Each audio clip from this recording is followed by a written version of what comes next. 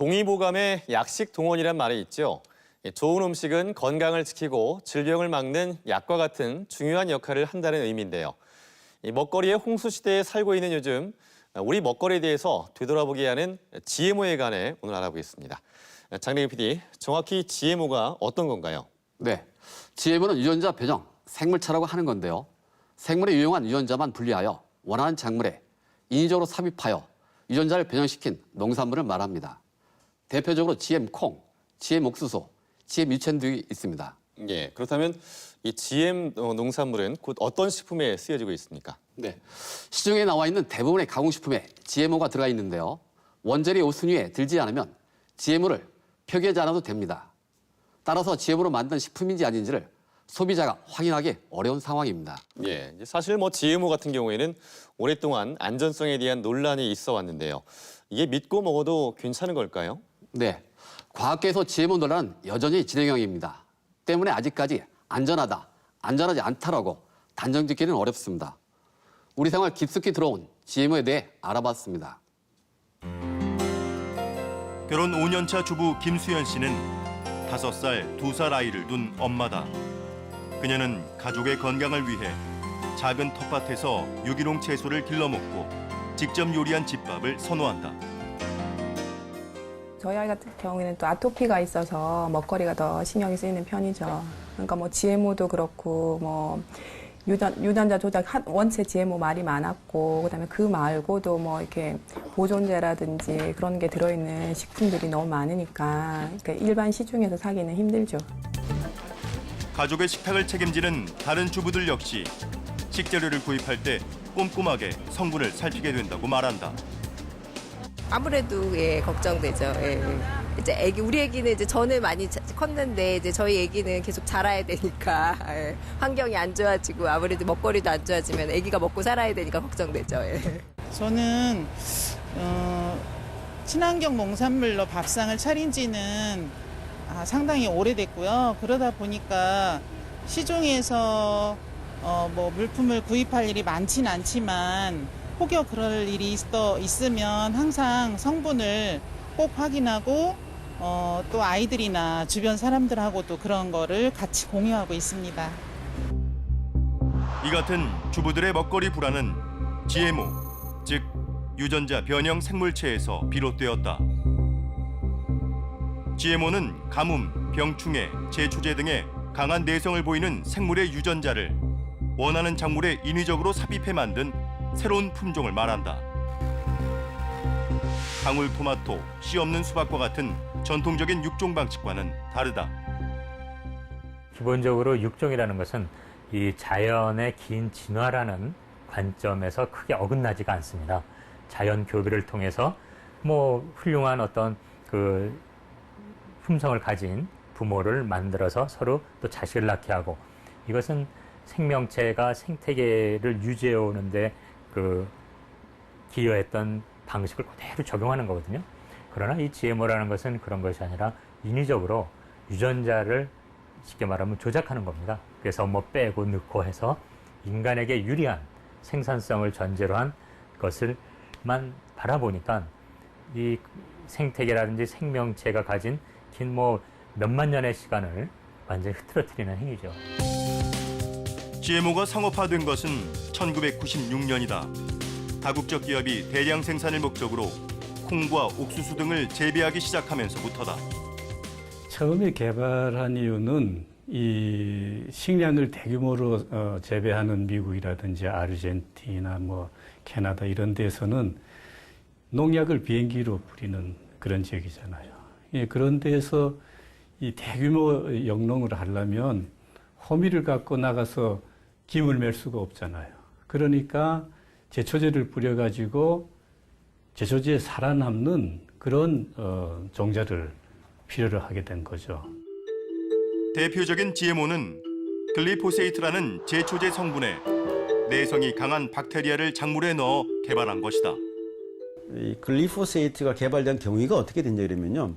이 글리포세이트를 만드는 공장에서 물이 나올 거 아닙니까? 그 물이 나가면 이렇게 가둬놓은 이렇게 호수가 있었는데 그 호수의 생물들이 다 죽었어요.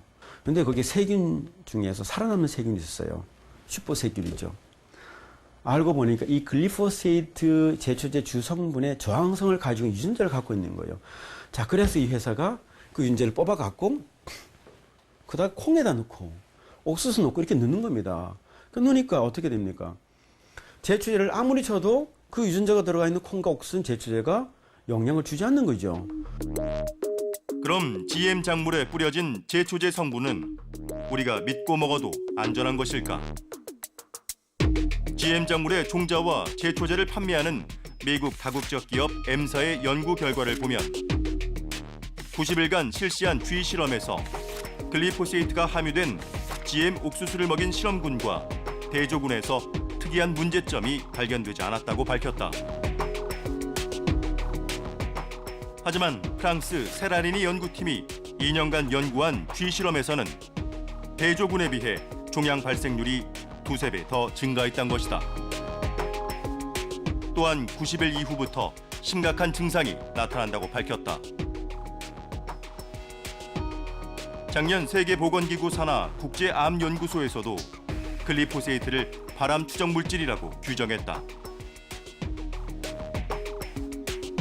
GMO가 상용화된 지 20년이 지났지만 안전성에 대한 논란은 여전히 끊이지 않고 있다. 글리포세이트에 대한 국내 입장도 엇갈리고 있는 상황. 최근에 지금 이슈가 되고 있는 제초제 성분 글리포사이트에 관한 문제는 이건 농약의 문제입니다. 예, 농약을 우리가 뿌렸을 때 잔류량이 얼만큼 들어오느냐의 문제인데 그 성분들은 일정 시간이 지나면 다 분해되는 성분들이에요. 그래서 실제로 이 곡물에 남아있는 성분은 거의 없습니다. 예. 우리가 다른 농약도 많이 뿌리고 있잖아요. 그렇지만 수확기가 가까워지면 농약을 못 뿌리게 하고 전부 분해되게 하는 같은 내용이죠. 그래서 그거는 큰 이슈는 아니라고 봅니다. 글라이포세이트는 학술적으로 이렇게 얘기합니다. 땅속에 들어서 분해가 다 된다. 그 조건이 뭐냐 그러면요. 25도씨에서 적절한 약광일 때, 광선이 조금 있을 때는 이게 분해가 되는데 31도 되고 암 상태에서는 분해가 안 됩니다. 한 53% 그냥 남아 있습니다. 그게 한 330일 동안 연구 결과가 있습니다. 생각해 보세요. 얼마나 이거 위험한 일이 아니에요? 먹고 물론 소량이죠. 대량이면 그냥 죽죠 우리가. 소량이지만 그게 계속해서 우리가 먹으니까 축적된다는 거죠. 우리나라는 미국, 브라질, 아르헨티나 등지에서 매년 1,000만 톤 이상 GMO를 수입하고 있다.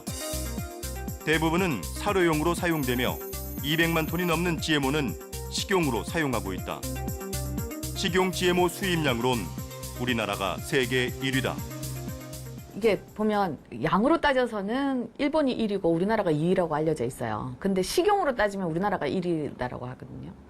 그러니까 우리는 그만큼 식용에다 많이 쓰는 거고 일본은 식용보다는 다른 용도로 많이 쓴다라는 얘기죠. 근데 식용으로 쓰면서도 그러니까 소비자들이 잘 모르는 것 중에 하나가 뭐냐면 표시를 안 하기 때문에요.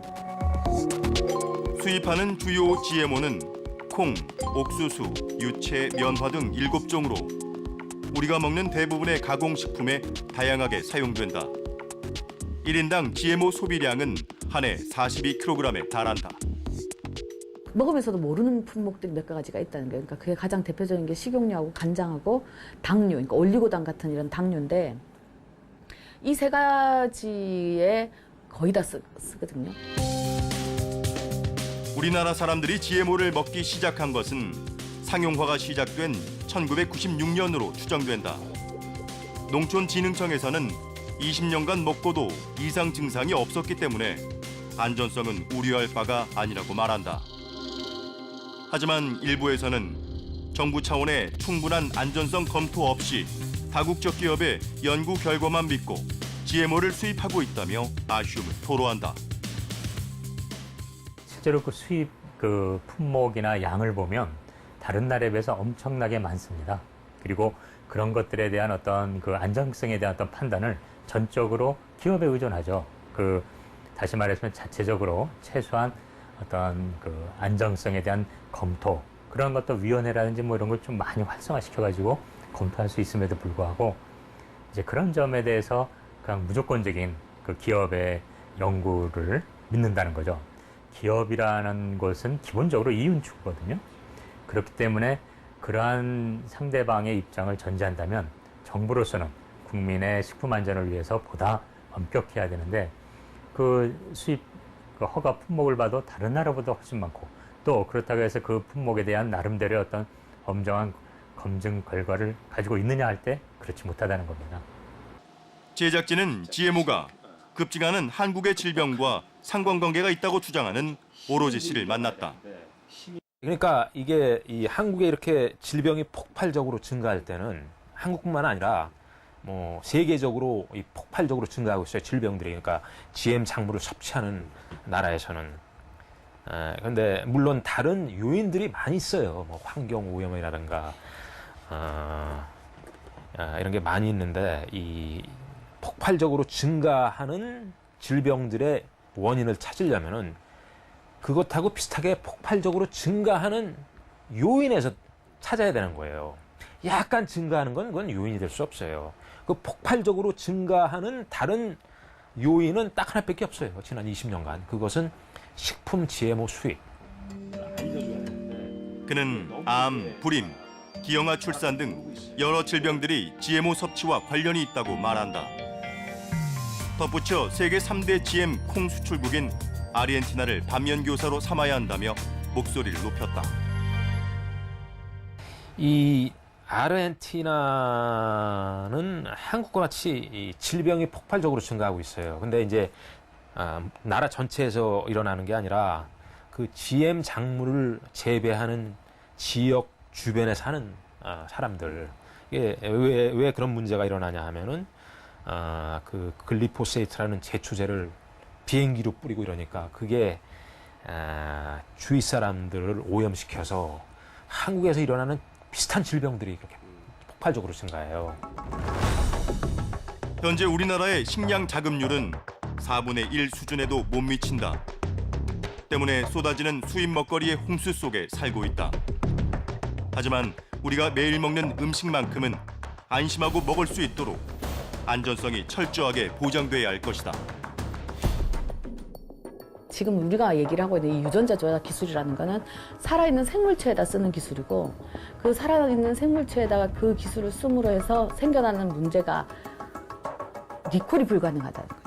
그러니까 이거는 생명체 그 자체를 다루는 분야이기 때문에 다른 어떤 경우보다도 훨씬 더 엄격한 검증 과정을 거쳐야 된다고 생각을 하고요. 그게 제대로 이루어지지 않은 상태라면은 위험하다. 세상의 모든 것은 100% 옳고 그런 건 없습니다. 그러나 중요한 것은 이 건은 과학의 불확실성과 더불어서 장기적인 시간을 두고 검토해야 돼. 그러면서도 현재 이러한 장기적 안정성에 대해서 검토할 수 있는 과학적 방법이 전혀 없다는 점을 인정하고 매우 조심스럽게 이 GMO에 대해서 접근해야 되는 게 중요합니다. 여전히 안전성 논란이 있는 GMO. 그런데 우리나라가 이 세계에서 식용 GMO 수입국 1위라고 하니까 더 놀랍습니다. 네, 그렇습니다. 우리가 GM을 먹기 시작한 지 20년이 지났습니다. 지난해 국민 1인당 GMO 소비량이 약 42kg이었습니다. 쌀 소비량이 65kg이니까 결코 적은 양이 아닙니다. 그렇기 때문에 엄격한 안정성 검사가 필수적입니다. 예, 쌀 소비량의 거의 3분의 1을 차지하고 있네요. 네. 자, 그런데 최근에 전라북도의 농민들과 시민단체들이 대규모로 반 GMO 운동에 나섰다고 하는데 특별한 이유가 있나요? 네. 우리나라는 GM 작물을 직접 재배하지 않습니다. 그런데 농촌진흥청이 GM 작물을 시험 재배한다는 사실이 알려지면서 문제가 불거졌는데요. GM 작물 시험 재배 문제점에 대해 알아봤습니다. 그 넓은 평야가 펼쳐진 전북 완주.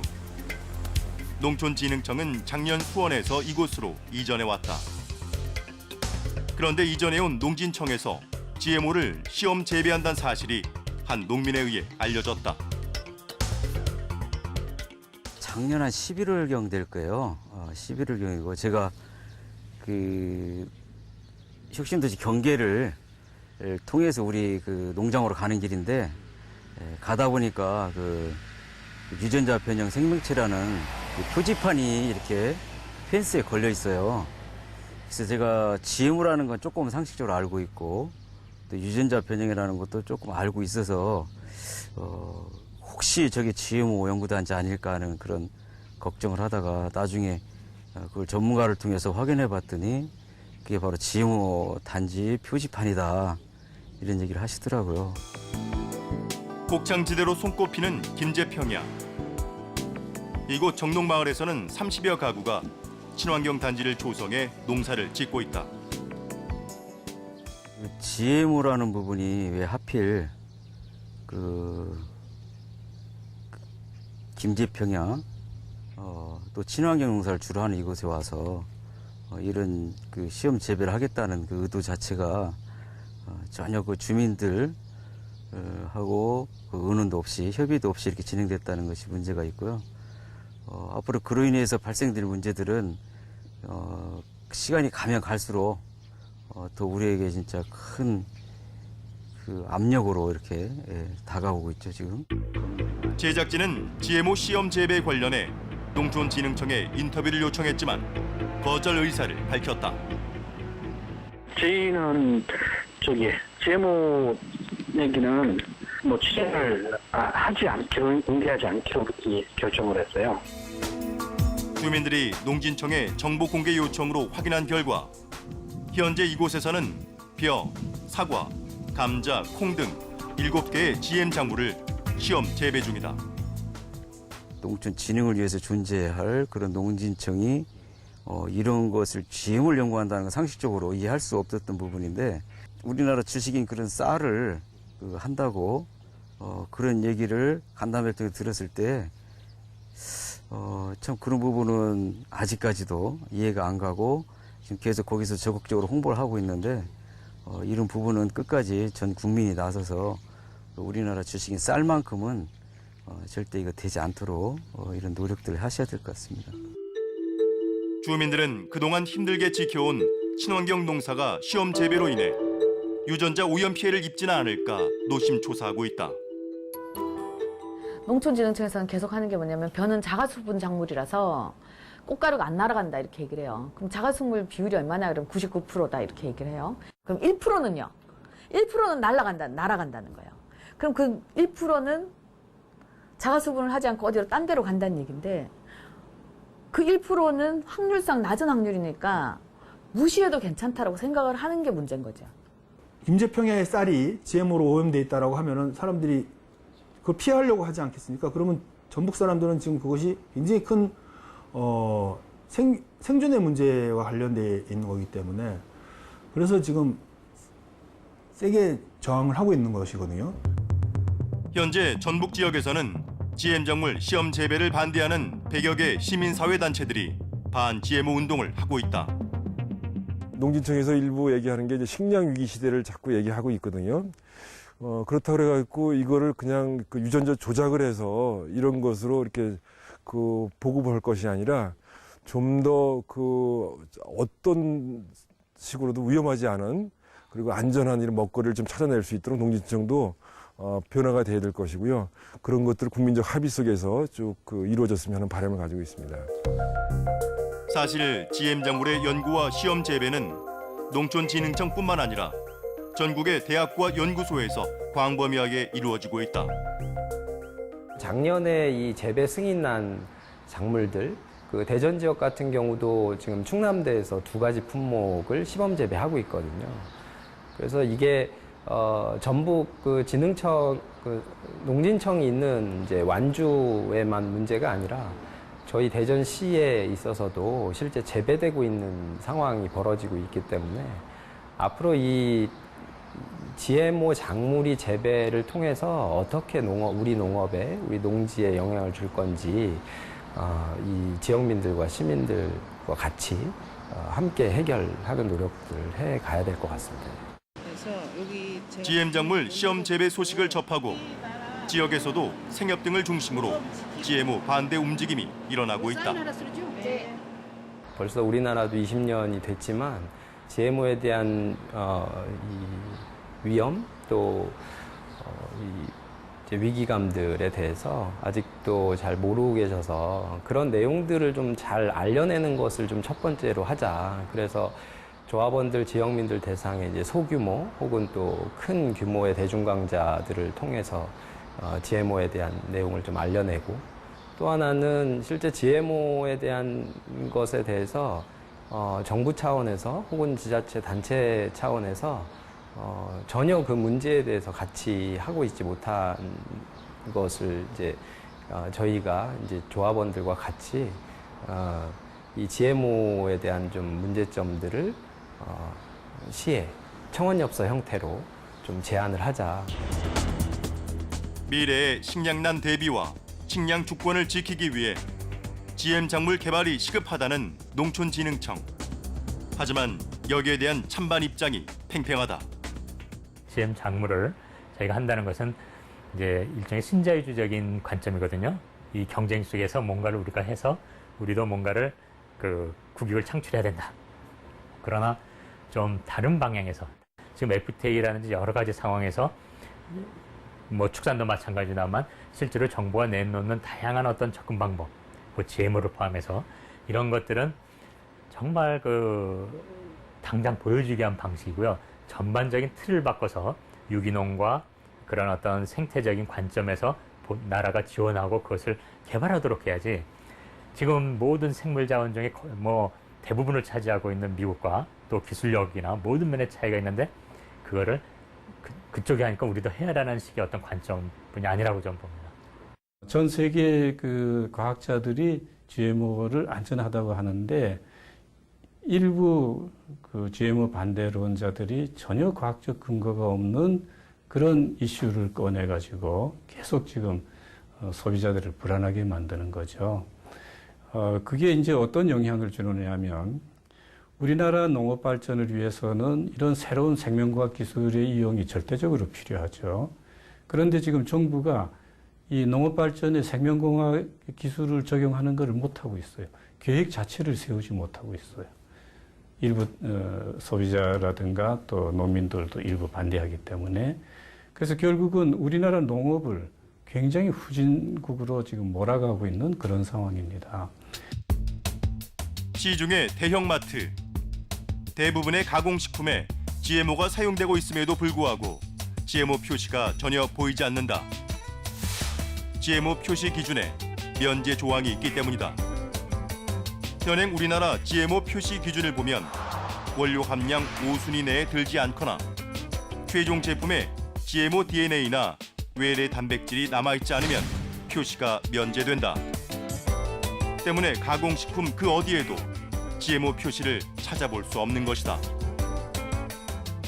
이 가공식품의 문제는 뭐냐면은 가공식품을 만드는 과정 중에 그 DNA, 단백질 같은 게 다 이게 거의다가 분해돼서 이게 진짜 그 GMO 작물에서 나온 건지 안 나온 건지 잘 구분할 수 없을 정도로 그렇게 다 이게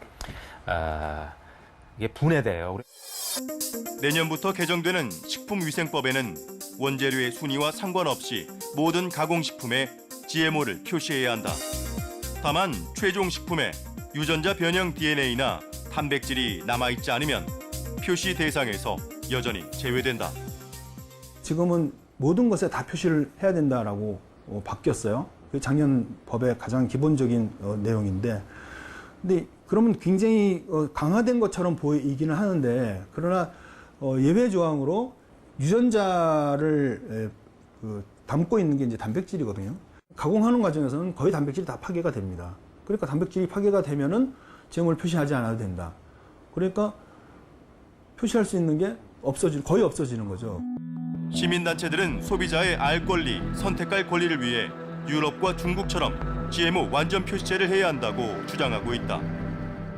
GM에 대한 표시를 이제 가공품에 해야 되는데 이 들어가는 원재료를 기준으로 하는 것이 아니라 생산된 가공품에 이 GMO 유전자, DNA와 단백질이 있느냐 없느냐의 여부를 가지고 표시를 하게끔 돼 있습니다. 그러면 가공품 중에 이 GMO를 사용하는 것의 대부분은 기름류와 첨가물로 사용되고 있거든요.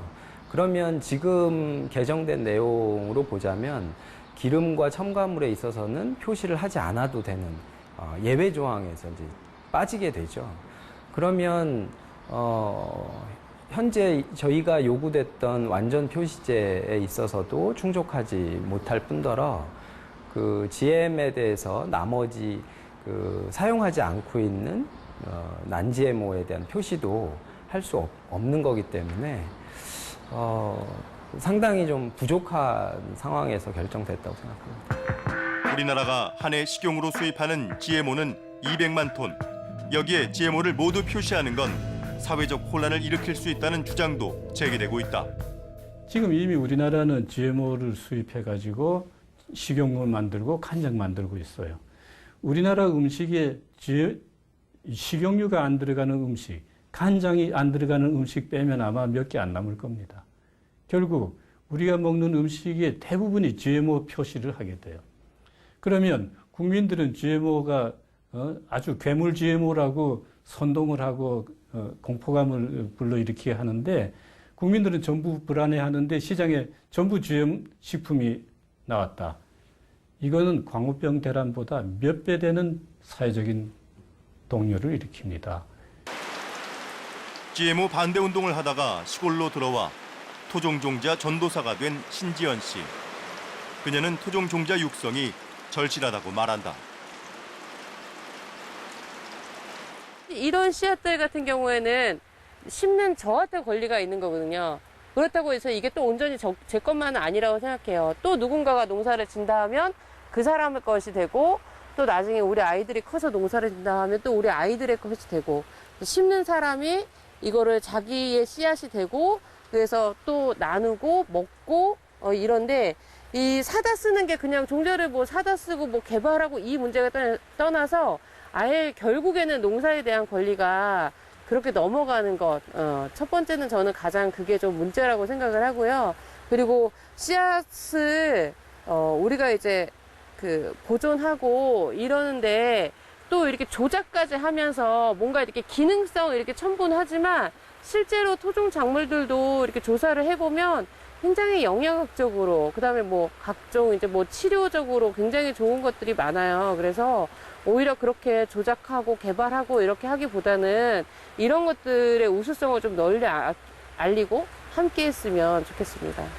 자, 그러면 오히려 이 기회에 저는 GMO 식품이나 이 작물 수입을 우리가 어떻게 보면 좀 막으면서 우리 토종 종자, 우리 토종 품종들, 그리고 이런 친환경적인 이런 식품에 우리도 관심을 가지고 그래서 우리가 우리 농산물이 더 많이 생산될 수 있는 그리고 우리 땅을 살릴 수 있는 사람을 살리고 토양을 살릴 수 있는 길이지 않습니까? 그러면 제가 볼 때는 이게 단순한 운동이 아니고 표시하냐 마냐 운동이 아니고 제가 이걸 통해서 우리나라 농생명산업이 재도약할 수 있는 기회가 저는 된다고 봅니다. GMO 상용화 20년. 그 안전성은 과학적으로 명확하게 밝혀지지 않았다. 하지만 국민의 건강과 직결되는 안전한 먹거리 문제는 선택이 아닌 필수다. GMO의 재배와 표시는 국민의 합의 속에 신중하게 이루어져야 할 것이다. 네, GMO 수입은 우리 식탁의 문제지만 GM 작물 재배는 우리의 논과 밭 그리고 생태계까지 영향을 미칠 수 있는 문제인 것 같은데요. 네, 그렇습니다. GM 작물의 연구는 지난 2008년부터 꾸준히 있어 왔습니다. 그러나 GM 작물의 재배는 생태계에 미칠 영향이 크기에 사전에 국민적 합의가 필요할 것입니다. 예, 이제 GMO 표시제가 내년에 시행된다고 하지만은 예외 조항 때문에 특별히 별반 달라질 것은 없어 보입니다. 소비자들의 알 권리를 위해서 완전 표시제가 좀 시행돼야 되지 않을까 싶은데요. 어떻습니까? 네, 일부에서는 GMO 완전 표시제로 인한 사회적 혼란을 제기하고 있습니다만 현재까지 GMO는 안전성에 대한 명확한 결론이 없는 상태입니다. 따라서 GM을 정확히 표기하고 그것을 먹고 안 먹고의 선택은 소비자의 몫으로 남겨둬야 할 것입니다. 네, 자 장래기 PD 수고하셨습니다. GMO의 안전성에 대한 철저한 검증은 정부에서 선행돼야 되겠지만 내 가족이 먹는 건강한 먹거리를 지키기 위해서는 소비자들의 현명한 선택이 필요해 보입니다. 시사 플러스 오늘 순서는 여기까지입니다. 함께해 주신 여러분 고맙습니다.